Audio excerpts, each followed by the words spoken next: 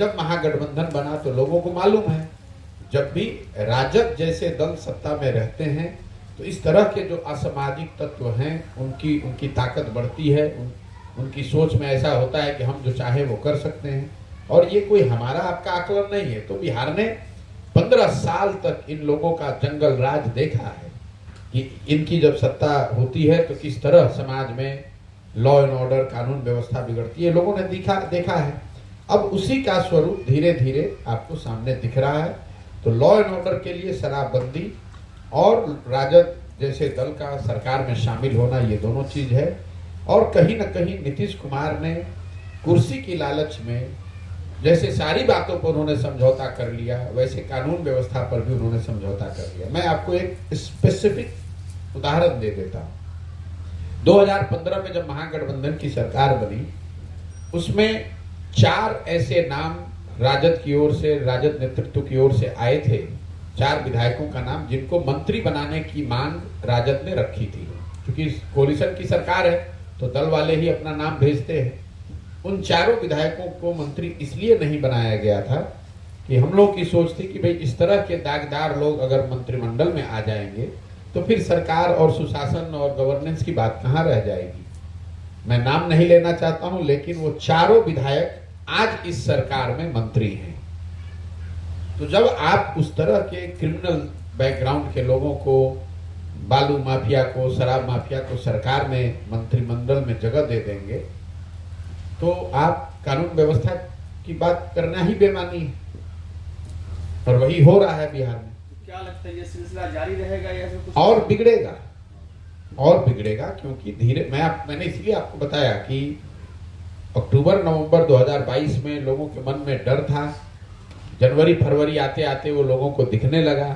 और अब जैसे जैसे समय बढ़ रहा है, बीत रहा है, और राजद के जो नेता हैं, उसके कार्यकर्ता हैं, उससे जुड़े हुए जो आपराधिक तत्व हैं समाज में, उनकी ताकत बढ़ रही है, उनका मनोबल बढ़ रहा है, और वो क्राइम उसके साथ साथ बढ़ेगा। और इसके साथ साथ नीतीश कुमार सरेंडर करके कुर्सी की लालच में बिहार के लोगों के भविष्य को उन्होंने छोड़ दिया है कि जिसको जो होना है करो, मैं कुर्सी पर बैठा रहूं। तो शिक्षक बहाली में काफी अनियमितता सामने आ रही है, क्या कहना चाहेंगे? देखिए, मैं जब से ये बहाली का मामला शुरू हुआ है तब से मैं कह रहा हूं कि ये सरकार की कैपेबिलिटी के बाहर है कि ये शिक्षक 10 लाख लोगों को नौकरी दे दें। कुछ लोगों ने आके कहा कि भैया आप तो कहे थे कि नहीं कर पाएंगे, 1.25 लाख लोगों को बहाल कर दिया। तो पहली बात, 1.25 लाख नए लोगों को नौकरी नहीं मिली है। इसमें आधे से ज्यादा वो लोग हैं जो पहले से सरकारी नौकरी में थे, नियोजित शिक्षक थे। अब उनका सर्विस कंडीशन बदल गया, अब वो नियोजित शिक्षक के बजाय सामान्य शिक्षक हैं, राज्यकर्मी। आधे से ज्यादा लोग वो हैं जो पहले से नौकरी में थे, ये नए लोगों को नौकरी नहीं मिली है। सरकार सबको बरगला रही है कि हमने 1.25 लाख लोगों को, नए लोगों को नौकरी दे दी। जो बाकी के आधे लोग बच गए, आधे से थोड़ा कम, उसमें आधे से ज्यादा लोग, मतलब आधा जो बचा, जो नए लोगों को नौकरी मिली, उसमें आधे से ज्यादा लोग बिहार के बाहर के लोग हैं। तो बिहार के नए लोगों को 1,25,000, अभी सरकार ये आंकड़ा जारी नहीं कर रही है, और जिस दिन से नियुक्ति का अपना पीठ थपथपा रहे हैं और बिहार के गरीब जनता का पैसा देकर विज्ञापन छाप रहे हैं, अभी तक इन्होंने नहीं बताया कि 1,25,000 में कितने लोग ऐसे हैं जो पहले से शिक्षक थे जिनका सर्विस कंडीशन बदला, कितने लोग ऐसे हैं जो दूसरे राज्य के लोग हैं जो डोमिसाइल नीति को चेंज किया गया उसकी वजह से वो बने हैं, और कितने बिहार के बच्चों को, नए बच्चों को रोजगार मिला है। और इसके बाद जो अनियमितता वाली बात है वो तो है ही, अभी आप इसको थोड़ा आगे बढ़ने दीजिए। पिछले 5-7 वर्षों में बिहार सरकार ने कौन सी ऐसी नियुक्ति की है जिसमें अनियमितता नहीं हुई हो, जिसमें घुसखोरी न हुआ हो, जिसमें पेपर लीक न हुआ हो, जिसमें कोर्ट में मामला न गया हो। तो यहां पर तो किसी ने, नेता ने, जो तेजस्वी यादव ने कहा कि ये झटपट की सरकार है, इनको काम कुछ नहीं करना है, इनको झटपट सब करना है। बाबूजी मुख्यमंत्री हैं तो झटपट इनको भी मुख्यमंत्री बन जाना है। पैसा कमाना है झटपट, चाहे किसी भी तरीके से पैसा आ जाए। नाम कमाना है झटपट, चाहे जिसको उसके लिए बरगलाना पड़े। तो किसी भी व्यवस्था को सुधारने के लिए झटपट करने से तो नहीं होगा। जीवन की जो सिद्धांत हैं वो बताते हैं कि बहुत स्थिरता से, गंभीरता से ही चीजों को सुधारा जा सकता है, झटपट करने से नहीं। जब जिस सरकार की मेंटालिटी झटपट की है तो यही होगा, झट से पैसा दीजिए, फट से अपना काम करा लीजिए। यही इनकी मेंटालिटी है, यही इनका कैरेक्टर है इस सरकार का। नीतीश कुमार जी फिर विशेष राज्य की मांग करने लगे हैं चुनाव के समय, क्या? अरे भाई देखिए, नीतीश कुमार जी का उम्र हो गया, अब आप लोग उनको छोड़ दीजिए। नीतीश कुमार जी की उम्र हो गई है और राजनीति का एक अंतिम दौर उनका चल रहा है। 2-4-5 महीने, कुछ महीने बचे हुए हैं, अब जो उसमें करना चाहते हैं कर ले। विशेष राज्य का दर्जा 2012-13 में दिल्ली में इन्होंने रैली की थी। 12-13 से आज 23, 10 साल हो गया। 10 वर्ष में 5 वर्ष से ज्यादा नीतीश कुमार भाजपा के साथ सरकार में मुख्यमंत्री थे। उन 5 वर्षों में नीतीश कुमार डरपोक आदमी के मुंह से एक बार भी विशेष राज्य के दर्जा का बात नहीं उठा। अब जाकर किसी जदयू के नेता से पूछिएगा तो वो ये कहेगा कि हम तो हमेशा मांग करते थे, भाजपा वालों ने नहीं दिया, हमने खुली चुनौती दी है। नीतीश कुमार ने पिछले 10 वर्ष में जब भाजपा के साथ थे और जो जब नहीं है, एक बार भी प्रधानमंत्री से अगर मुलाकात की हो कि भैया विशेष राज्य का दर्जा हमको दीजिए, आप हमको मुलाकात का खबर दिला दीजिए, हम मान लेंगे कि ये बात इनकी सही है। ये आदमी यहां खड़ा होके कोई प्रपंच गाता है, सीट का शेयरिंग के लिए जाकर भाजपा के नेतृत्व के साथ महीनों बैठे रहते हैं। आपको कास्ट सेंसस कराना था तो आप वहां जाकर सर्वदलीय बैठक लेकर प्रधानमंत्री से मिलने गए। विशेष राज्य के दर्जा के लिए कब गए मिलने आप प्रधानमंत्री से? जब साथ में थे तो मोदी जी को महामानव बता रहे थे, सष्टांग दंडवत कर रहे थे पब्लिक के सामने, और आज खड़ा होकर कह रहे हैं कि हर जगह विशेष राज्य का दर। अरे 32 साल से लालू नीतीश ये लोग का यही काम है, पूरे राज्य को बर्बाद कर दिया, अनपढ़ बना दिया, मजदूर बनाने का फैक्ट्री बना दिया, हर रोज एक नया सगुफा लेकर चला आता है। अभी आपने देखा, कह रहा है समाज के वंचित लोगों का हक मारी हुआ है। कोई ये नहीं पूछ रहा है कि भैया हकमारी किया किसने? 32 साल से सत्ता में तुम बैठे हो, तो हकमारी किसने किया? तुम्ही को तो हक देना था। आरजेडी वाले और जदयू वाले बताए कि कितने अति पिछड़ों और मुसलमानों को उन्होंने टिकट दिया है विधायक और सांसद के तौर पर। कितने विधायक और सांसद जो जीत कर आए हैं उन्होंने अपने मंत्रिमंडल में जगह दिया है। बिहार सरकार का बजट है 2,46,000 करोड़, उसमें 60% बजट की जो विभाग है वो सिर्फ 2 आदमी के पास है, नीतीश कुमार और तेजस्वी यादव। मेरे भाई, किसके वंचित होने की बात कर रहे हो? कल बनाओ मुसलमानों को गृह मंत्री, कौन रोक रहा है? पथ निर्माण विभाग, शिक्षा विभाग, ग्रामीण कार्य विभाग, शहरी अर्बन डेवलपमेंट आप मुसलमान को दीजिए, अति पिछड़ों को दीजिए, दलित को दीजिए, कौन रोक रहा है? हक मार के जो बैठे हैं, चोर मचाए शोर, जो हक मार के बैठा है वही हल्ला मचा रहा है कि हक मारी हुई है। अरे 32 साल से तुम लूट रहे हो, तुम सत्ता पर बैठे हो, तुमने हक किसी को नहीं दिया, तो अब ना हल्ला क्यों मचा रहे हो? सर एक और आखिरी सवाल, एक भी विद्यालय भूमिहीन नहीं रहेंगे ऐसा उनका आदेश आया है, इतना दिन क्या कर रहे थे, क्या कहना चाहेंगे? भैया, नीतीश कुमार के शासनकाल का जब इतिहास लिखा जाएगा तो उस व्यक्ति के मुख्यमंत्री रहते हुए बिहार की शिक्षा व्यवस्था के ध्वस्त होने को सबसे बड़ा काला अध्याय बताया जाएगा।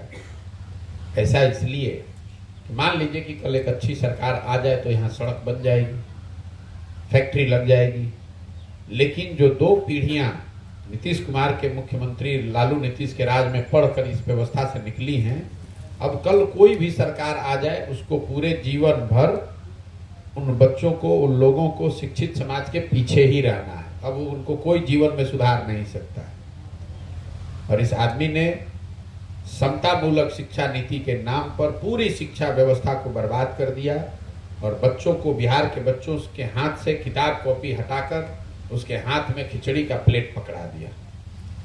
सारे बिहार के बच्चे, आपके हमारे बच्चे लाइन लगाकर पढ़ाई नहीं कर रहे हैं, वो खिचड़ी खा रहे हैं। शिक्षक पढ़ा नहीं रहे हैं, खिचड़ी बनवा रहे हैं। तो विद्यालयों से खिचड़ी बट रहा है और कॉलेज से डिग्री बट रहा है। नीतीश कुमार का यही राज है, वो भूमि दे दें कि भवन बना दें कि टीचर ला दें। इन्होंने पूरी तरीके से शिक्षा की पूरी सोच को ही बर्बाद कर दिया है। क्योंकि इनको मालूम है कि अगर बिहार में लोग शिक्षित हो जाएंगे तो इनको शिक्षित मुख्यमंत्री मानेगा कौन।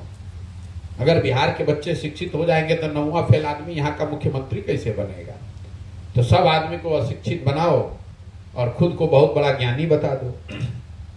नीतीश कुमार पढ़े लिखे व्यक्ति हैं, समझदार व्यक्ति हैं, लेकिन नीतीश कुमार बिहार के एकमात्र पढ़े लिखे आदमी नहीं है। उनसे पढ़ा लिखा बहुत ज्यादा यहाँ आदमी है। अपने इर्द गिर्द सारे अनपढ़ों को बैठाता है और अपने को बताता है कि हम ही सबसे बड़े ज्ञानी आदमी हैं। अगर पूरा बिहार अनपढ़ न हो तो किस राज्य में मुख्यमंत्री 9वां फेल हो सकता है? यहाँ पर हो सकता है, क्योंकि पूरे 30 बरस से सारे बच्चों को अनपढ़ बना दिया गया। उनको खिचड़ी खिला रहे हैं, मजदूरी करा रहे हैं और जात के नाम पर, धर्म के नाम पर उनका वोट ले रहे हैं। यही इनका सिद्धांत रहा है, यही ये कर रहे हैं। समाजवाद के नाम पर इन लोगों ने बिहार में गरीबी और गरीबी का बंटवारा किया है। सबको गरीब बनाकर रखो, बन गया समता मूलक समाज। सबको अशिक्षित बना दो, बन गया समता मूलक। सबको मजदूर बना दो, बन गया समता मूलक। सब बराबर हो गए। तो बराबर लोगों समाज में बराबरी लाने के 2 तरीके हैं। सबको ऊपर उठाकर बराबर कर सकते हैं, जो सबको नीचे भी कर दीजिएगा तो सब बराबर हो जाएगा। तो ये बिहार में ये नीतीश लालू का समाजवाद है, जिसमें गरीबी का बंटवारा किया गया है और फिर सारे गरीबों को बांटकर उसका वोट लेकर सत्ता में बैठ के राज कर रहे हैं। सर कल एक जो परसों की घटना है, जो जिला के सबसे मालिक होते बड़े जिला अधिकारी के मधेपुरा का डीएम जो थे, उनके गाड़ी से सड़क दुर्घटना में एक बहुत ही निहायती गरीब परिवार का मौत हुई है। लेकिन दुर्भाग्य ये है कि वहाँ पर कोई भी अधिकारी उस बच्चे को देखने तक नहीं गया और 36 घंटे तक उसका शव पड़ा है। मेरे भाई, बहुत दुर्भाग्यपूर्ण घटना है, लेकिन ये एक्सीडेंट है। जैसा कि खबरों से हम लोगों ने पढ़ा, एक्सीडेंट हो गया, हो सकता है, दुर्भाग्यपूर्ण है, नहीं होना चाहिए। बिहार में अफसरों का मनोबल इतना बढ़ा हुआ है कि हर दिन हजारों लोगों की उनकी मनमानी की वजह से जान जा रही है, उनकी गलत नीति से, उनके भ्रष्टाचार से लोगों की जान जा रही है। उस पर इस सरकार के कान पर जू नहीं रेंग रहा है। तो एक एक्सीडेंट से ही लोग जगने वाले हैं। अवैध शराब पीने से 70 से ज्यादा लोगों की मृत्यु हो गई छपरा में। मुख्यमंत्री पॉकेट में हाथ डाल के कहता है जो पिएगा वो मरेगा, अपने अधिकारियों पर कार्रवाई की बात नहीं करता है। यहाँ मुजफ्फरपुर में 32 लड़कों की डूबने से दुखद मृत्यु हो गई। 15 किलोमीटर दूर मुख्यमंत्री कार्यक्रम कर रहे हैं और उस आदमी ने इतना भी जरूरी नहीं समझा कि जाकर परिवारों से मिलने। कहता है मैंने अधिकारियों को निर्देशित कर दिया है। बताइए, इस लोकतंत्र में, देश में ये कहीं संभव है? 32 लोगों की, बच्चों की मृत्यु हो जाए, मुख्यमंत्री वहीं 10 किलोमीटर पर है और वो इतना भी जरूरी ना समझे कि जाकर हम बच्चों के बारे में, बच्चों के परिवार वालों से मिलने, सांत्वना दे दें। चमकी बुखार से इसी मुजफ्फरपुर में इतने बच्चों की मौत हो गई अपराधियों की लापरवाही से। किस अधिकारी पर कार्रवाई हुआ? आप एक बच्चे की मौत की बात कर रहे हैं।